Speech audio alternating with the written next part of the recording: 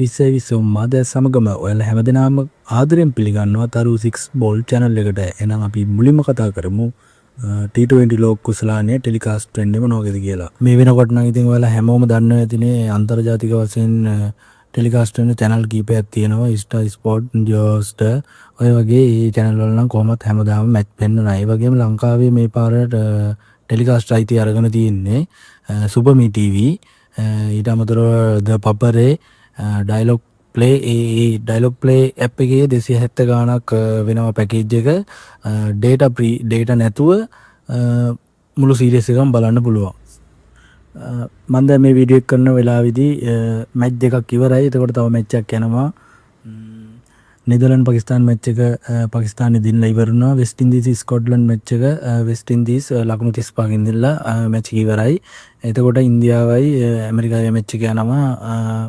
ඉන්දියාව තමා මුලින් බැට් කරේ. ඉන්දියාව ලකුණු 160 ගාණක් ගැහුවා. කොහොමත් මුල් කඩුළු ටික ගියා ඉක්මනට ඉන්දියාවේ. ඒ වගේම සූර්ය කුමාර යාදව් සුපිරි මැදිහත් කරා.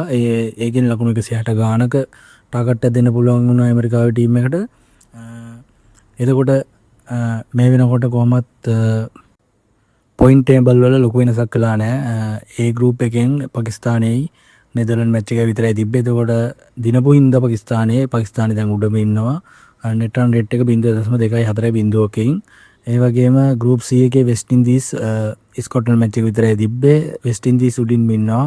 net run rate එක 1.75 එතකොට අනිත් ගෲප් වල තාම මැචස් එකක්වත් ප්ලේ කරලා නැති හින්දා තාම පොයින්ට් ටේබල් වල ලොකු වෙනසක් කළා නැහැ.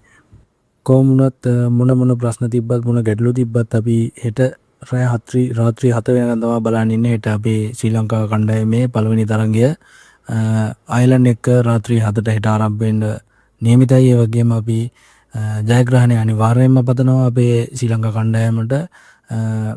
ඒ වගේම මේ වගේ ක්‍රිකට් තොරතුරු ඩේලි දැනගන්න තරු 6 බෝල් channel එක subscribe කරලා තියාගන්න. අපි එහෙනම් ලස්සන මතකයන් සමග ජයග්‍රාහී මොහොතවල් සමග නැවත හම්බෙමු.